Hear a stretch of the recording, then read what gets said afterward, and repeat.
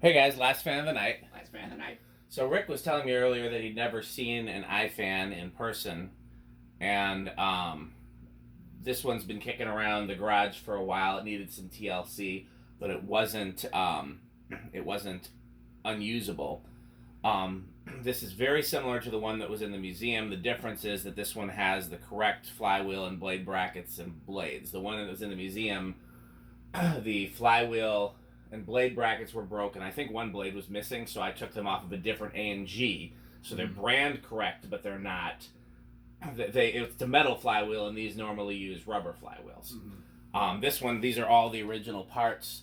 The flywheel is on its way out, but it's ironically it's the flywheel that I pulled off the one that I later put in the museum. I had this flywheel when I was a kid. I hot glued it when I was a kid, and the hot glue is held for now over 20 years.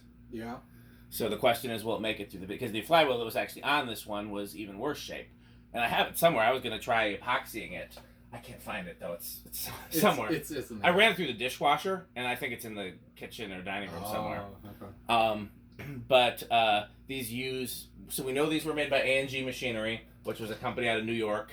But they not much beyond that. They used parts from CEC, Chow Electric Company of Hong Kong. They also used Emerson motors, and some of them this has a CEC motor. We don't know the model other than the Bentley is what they're used in advertisements, but not like a model number. This one's 46 inches. According to the advertisements, these came in 46 and 52. However, we've seen them in smaller than 46. So we know they came as that. We just don't know what they were sold as or what they were called. Anything you want to say about it, Rick, before we start the video? I'll just say there's really nothing normal about this fan. That's true. Everything is weird. I'll really quickly, because we're in a hurry, I'll tell you my iFan story. So there's a fan collector, Matt Cody, who showed up in some of my videos before, and him and I, when we were kids, used to trade fans, because I'd find stuff at the Madison stores, and like this was right when the Restore first opened, or maybe a little bit before.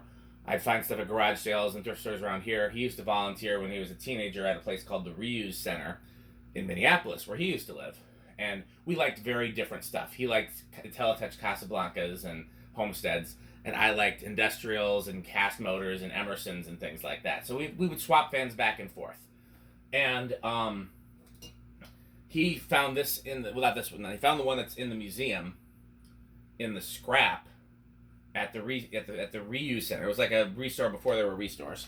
Back when he was volunteering for them, and it had, when they put it in the scrap and they break the blades off? Yeah. It had all 4 blades broken off, and one of them was missing. So it had 3 of the original blades, and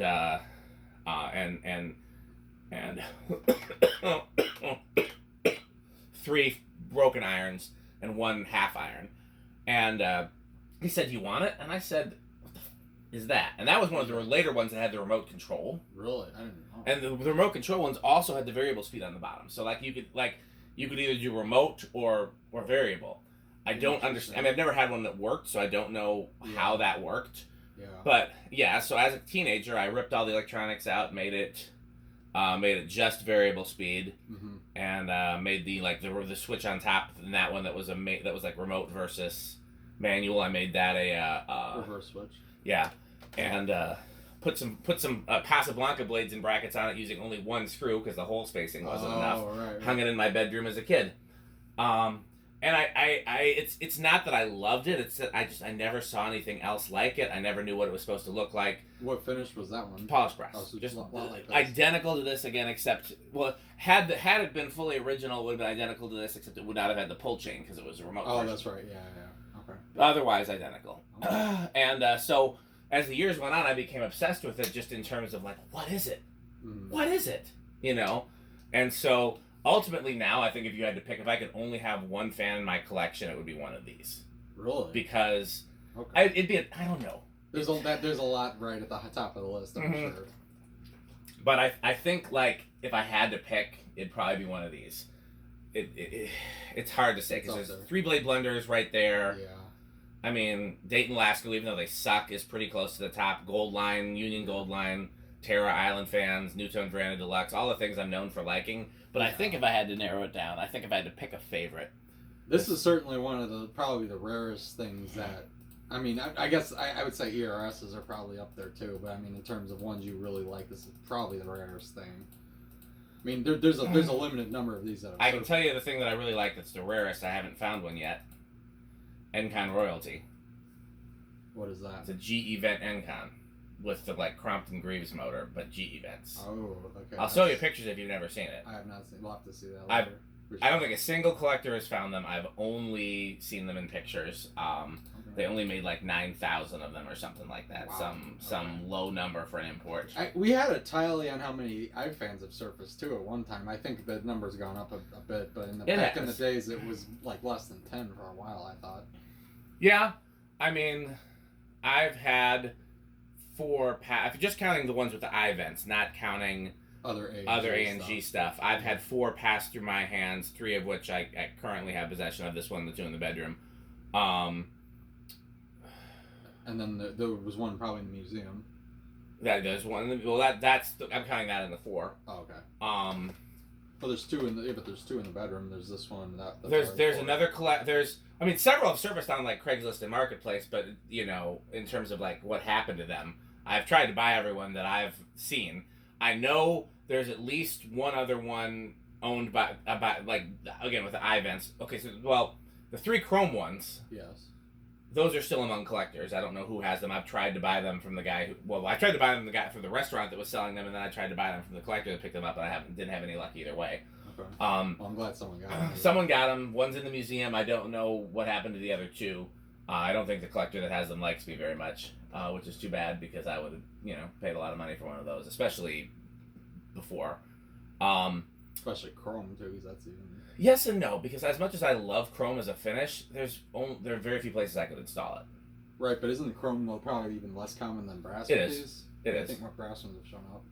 It's only been polished brass, antique brass, and chrome so far, right? That's all that's shown up. They did have other finishes though, but those are the only ones that showed up. I used to not want the ornate version because I don't like it as much as this. But now I've decided I badly want the ornate version because then that can go in my living room. That would be my living room fan, and then I have the plain ones in the bedroom. I could even do an all A&G house.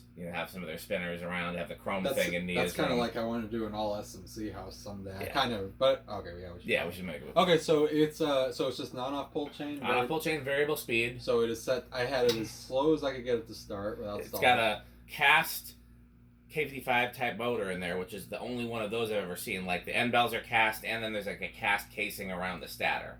Like normally, like a K63 has cast end bells, but then the stator is all a piece of steel. Mm-hmm. This is, that's an import.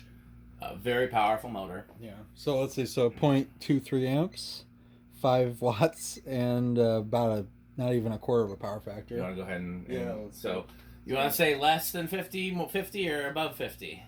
That's less than 50. I can almost guarantee. We're pretty good at gauging with 4 blades. I think 4 blades. Well, that especially on the low end, then you can almost count them. It's reading almost 80 on the dot, so that's like 20. Yeah, that seems about right. That's about accurate. I'll go ahead and inch it up. Again, I'm hoping this flywheel holds through the video. Very quiet. Oh yeah. Oh yeah. I don't know if these are metal, but I suspect they are. I think they are. That's all we got.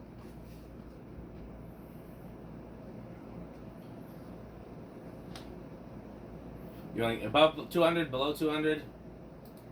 You're not gonna guess, are you? I'm gonna guess above 200. Okay. That is moving some air. 265, and I believe it. That's holy God, yeah.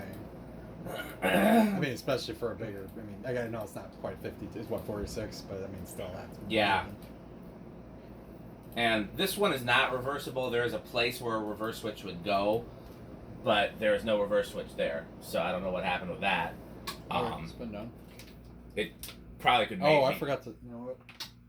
Don't watch. No zero to high yet. What'd you forget to do? Do the meter on the high end. Oh.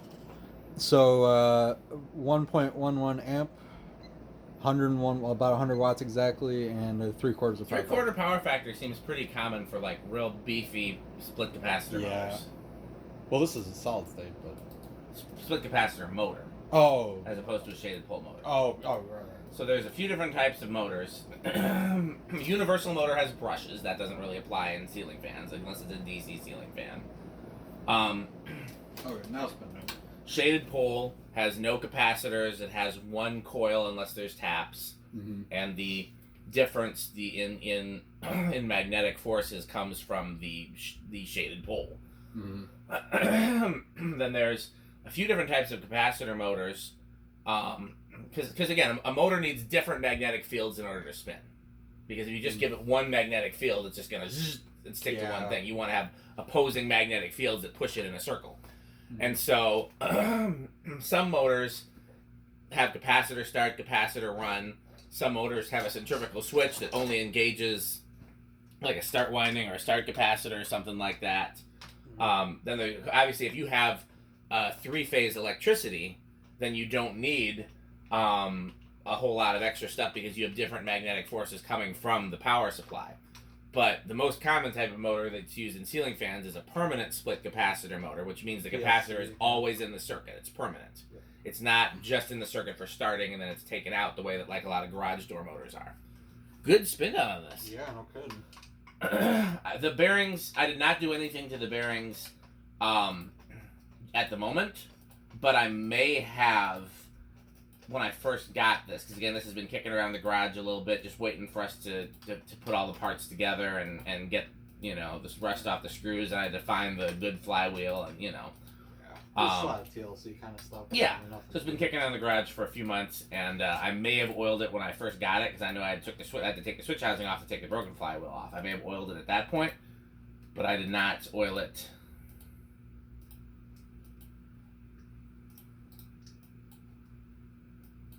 today. It is stopped. Do you want me to do the test rig while you finish that? Yeah, why don't you? I mean, I need like another minute. Okay. So where do we think it's going to start? I think it's probably going to start at 2. I'm going to say 4. Okay. 1. 2. Ooh. It moved. I don't know if it's going to stay. I don't think so. 3. Yep. Okay. I was way off. I thought 4 was low because the 2 in my bedroom required a 6 to start. Oh wow! So it must just be different motors. Well, those are 52-inch. Right, but I mean, is the motors different? I thought the motors were the same. It's possible that maybe different size motors did use different capacitor values. And I thought it was one of those things like Casablanca where you order the motor and the blade separately and you get whatever size blades you want. Oh, yeah. But I could be wrong about that. Could just be a different, that the capacitor in this has drifted to a lower value. Could also be a factor. There's 4. You want to finish it or you want me to finish it? Yeah, I can take over. I just want to get this. Okay. Okay. So we are at 4. That's probably my favorite low so far. That's good. All right, here's 5. It's also possible that the ones in my bedroom just had stiff bearings. Yeah. And that's why, because I know they both needed quite a bit of oil to run smoothly, and I think that the one that's not cane is ultimately going to need a bearing replacement because I've oiled it a couple times and it keeps having issues. Here's 6. Could be wrong. I hope I'm wrong because these are a pain. I think I replaced bearings on the one that's in the museum back when I was a teenager. Because again, I had more time to work on stuff. I could devote whatever I wanted. Here's 8. It's a CEC K55 type in here? Yes.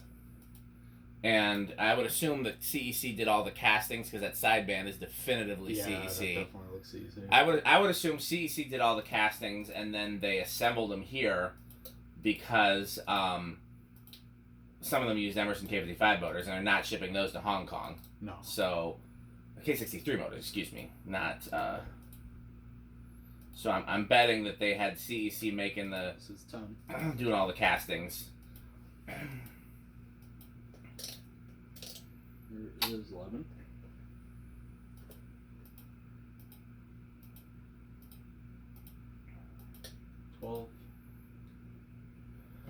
The ones in 13. in my bedroom, I'm trying to think what the medium speed is.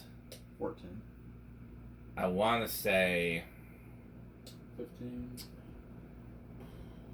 16. Getting very close. Okay. I want to say they're not.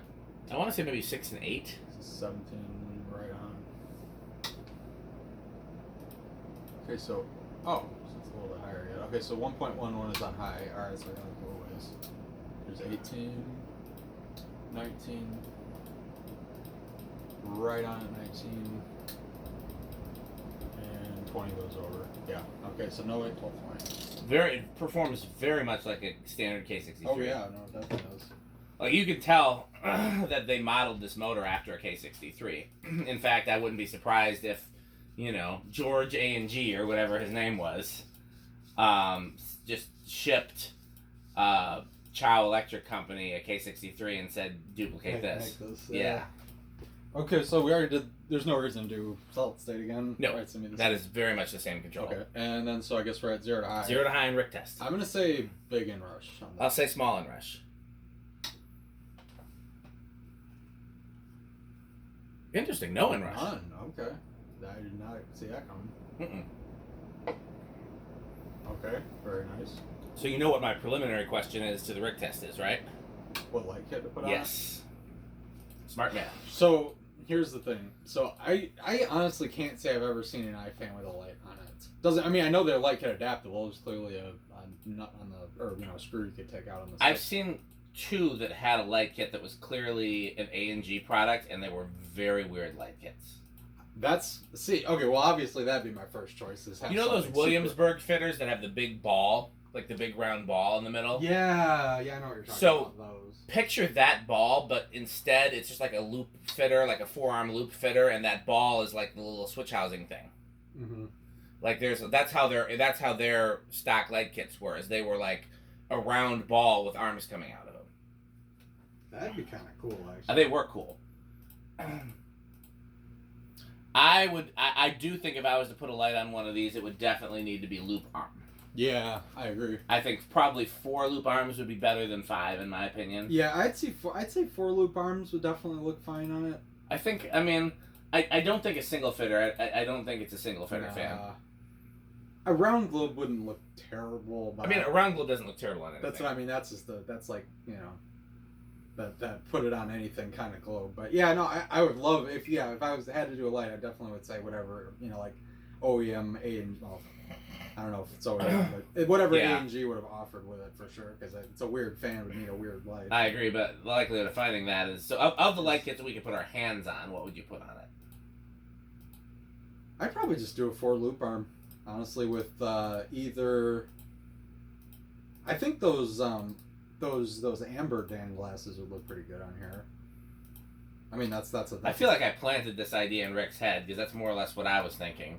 Well, because those are probably my favorite Dan-esque glass that I've seen. So, I gotta say I don't know if these are metal. I would think they are, but we'll have to ask his metalist.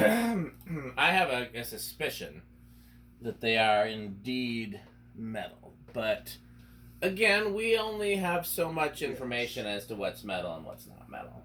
So, okay, well, Rick's got to get on his way, so we'll be do more. What'd you say? Speaking of metal. So we'll do more fan test videos soon. Thanks for watching.